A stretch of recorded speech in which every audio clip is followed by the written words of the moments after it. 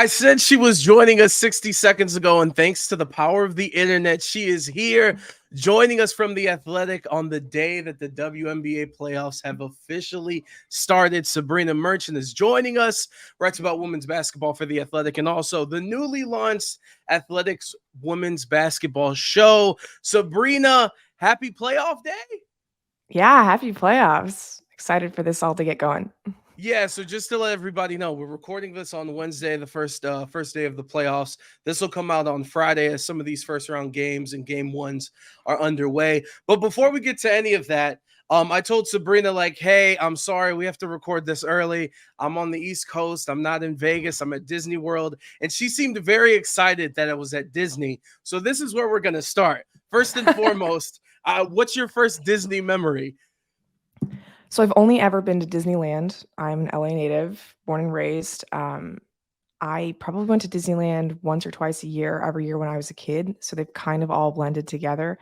But I vividly remember the first time I was not chicken enough to go on a roller coaster when I was 8 years old. And I finally Let's went on Space go. Mountain with my dad and my brother, as opposed to just hanging out with my mom on the other side of the park. And that was a game changer. It was. Yeah, I usually chill by the Pizza Planet right next door. Okay. So your favorite ride? Uh, so I'm pretty sure it's still Space Mountain, but a Yes. close second would be in California Adventure. I love Goofy's Sky School.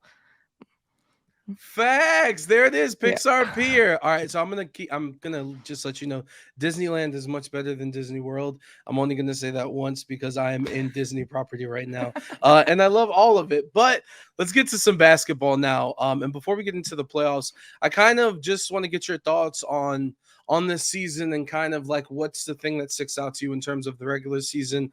I know one of the big things, obviously Brittany Griner's return, the 40 game season, so the increase of the 4 games in the regular season. But to you, what sticks out the most? Just that the Aces and the Liberty really lived up to it. We've been talking about them since February because of all of the additions, Candace Parker and Alicia Clark on Las Vegas' side, and then Courtney Vandersloot, Jonquil Jones, Brianna Stewart on New York side. And you see a lot of these super teams, they take some time to come together on the men's side, or, they flame out because of personality differences or whatnot. And these women they made it happen, right? Like the Aces were one of the very best basketball teams I'd ever seen when Candace Parker played. And even when she was injured, they still managed to finish the season with the number one offense and the number one defense. And then you look at New York, right on their tail, number two offense, number two defense, beat them twice in the regular season and once in the Commissioner's Cup. Like, this is what we were promised in February, and ooh, I hope we get this in the finals. And I'm so glad you used that term super teams because we're going to get to that here in a bit. To close out some of these regular season questions, though, I'd be remiss if I didn't ask you about this three-headed MVP race that most people have. Where are you leaning towards? Where are you going with this? So I'm very fortunate. I got to have an MVP vote this year, just like last year. And Wait, last year, Sabrina, before I let yeah. you, before sorry to cut you off, just to let you Mhm. know, we do air in Las Vegas. I don't want to change the answer. Just want to let you know. Go ahead. Oh, don't worry. Last year, I actually voted for Brianna Stewart when she was on the Seattle Storm, and it was a very tough decision between that and Asia Wilson on Las Vegas. Asia obviously ended up winning.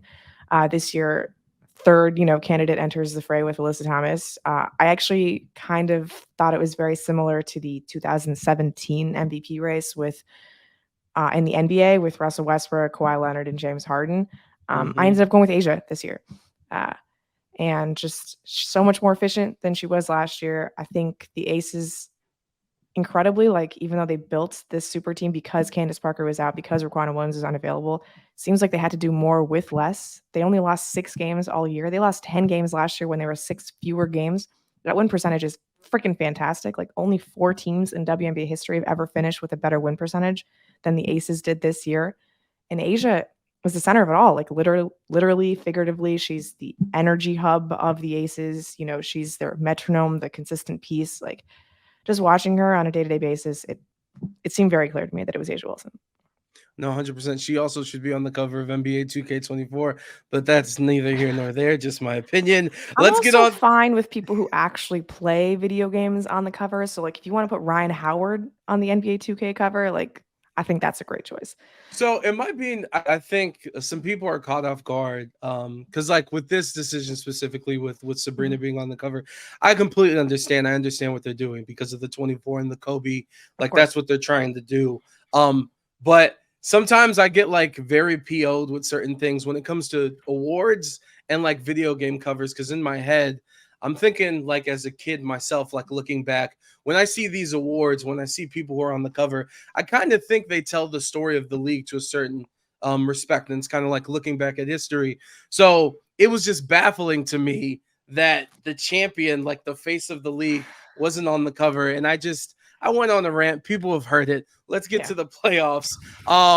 This is Friday. Some of the game ones have already started.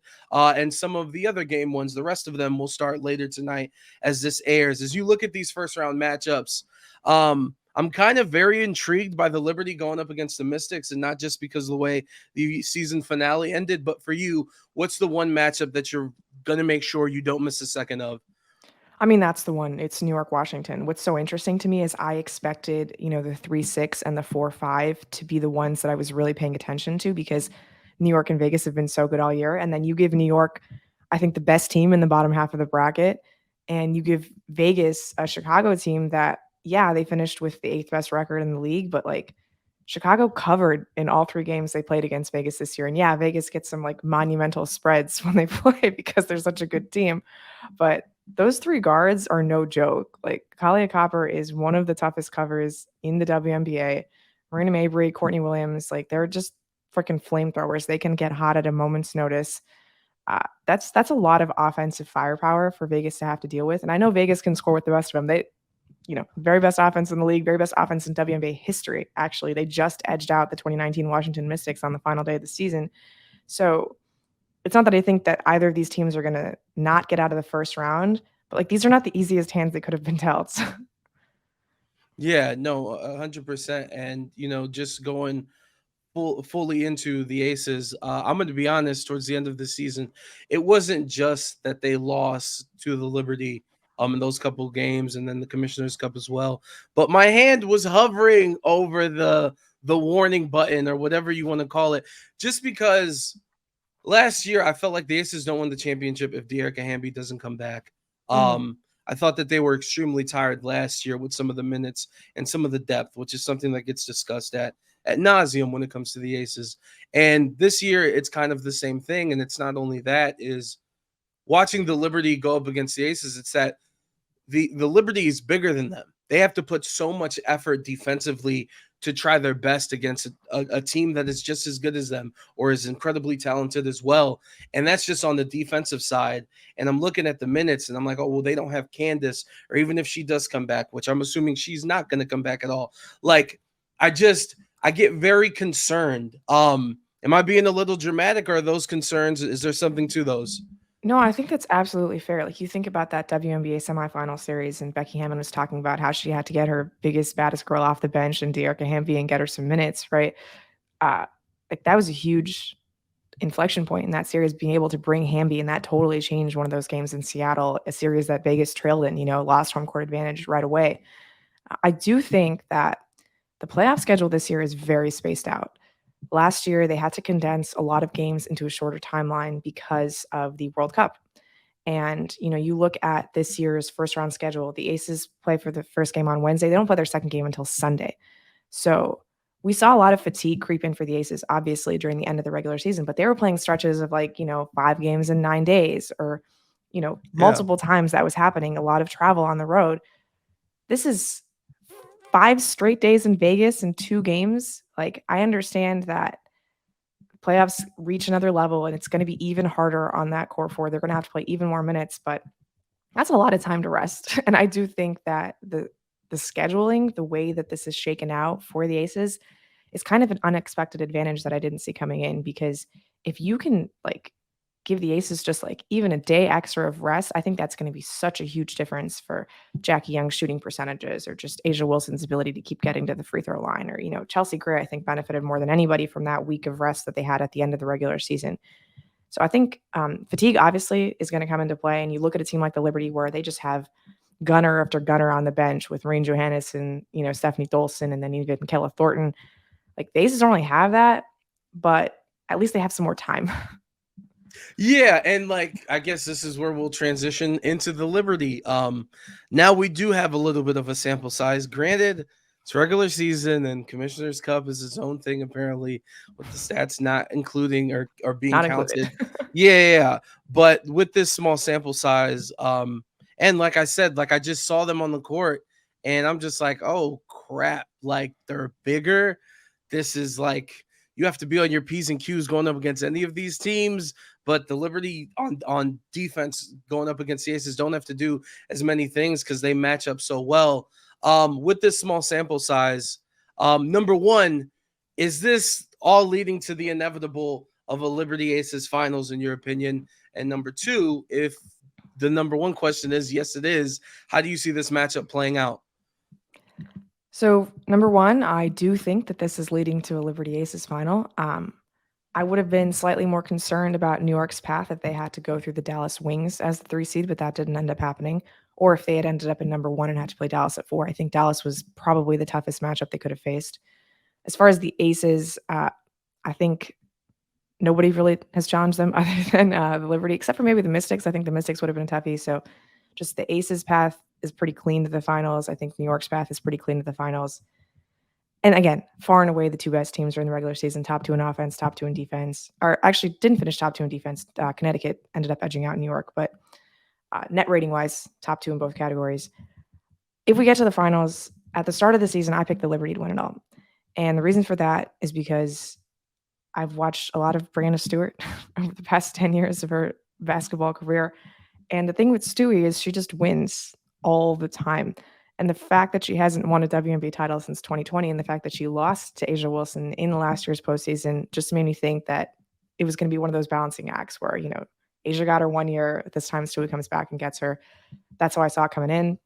First half of the season, the way the Aces played, I felt very silly about it because the way they looked with Candace Parker, again, just some of the most beautiful basketball I've ever seen played. That you got to replace Kia Stokes from last year's finals winning team with a top 5 player in WNBA history in Candace Parker, who, is not at her top 5 peak anymore, but still does incredible things on offense. The way that she can grab and go, initiate the offense immediately after getting a rebound, makes those 3 guards and Asia Wilson so much more dangerous.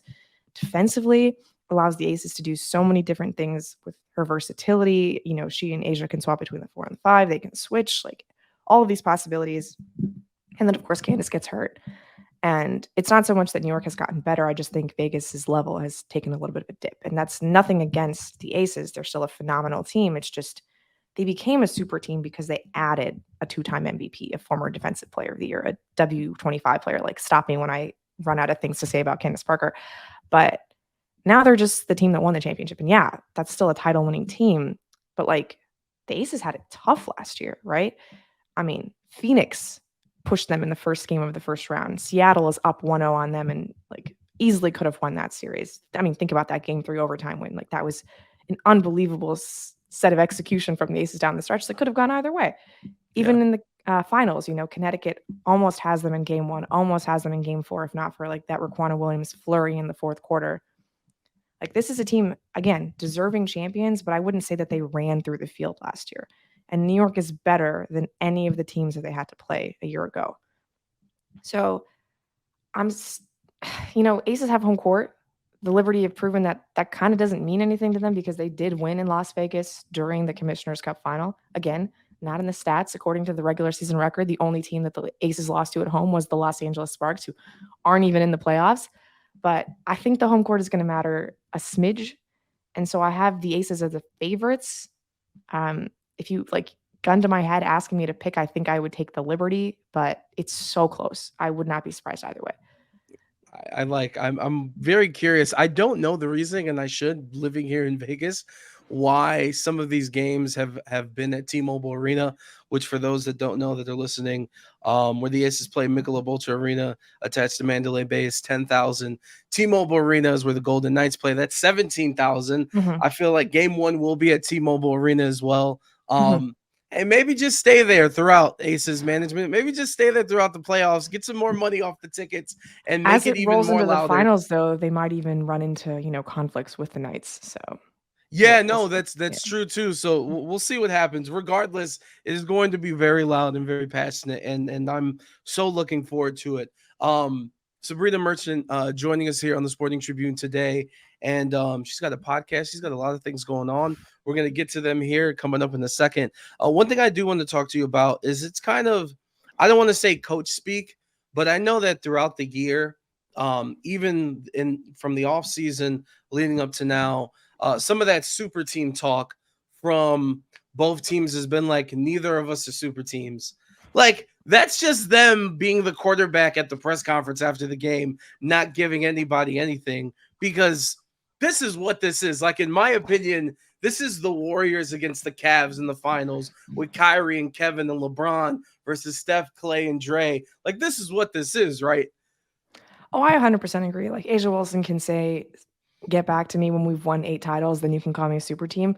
But when you assemble a starting lineup full of all-stars with multiple former MVPs, multiple players who were all WNBA first team last year, like there's just no other word for it. You are a super team. Like I appreciate that they're trying to temper expectations and pay respect to all of the teams of the past. Like, yeah, New York, I can see not wanting to call themselves a super team because they literally haven't won together. But just because they haven't won together, like Sloot, champion, probably could have been finals MVP in 2021. Stewie, two-time champion, two-time finals MVP.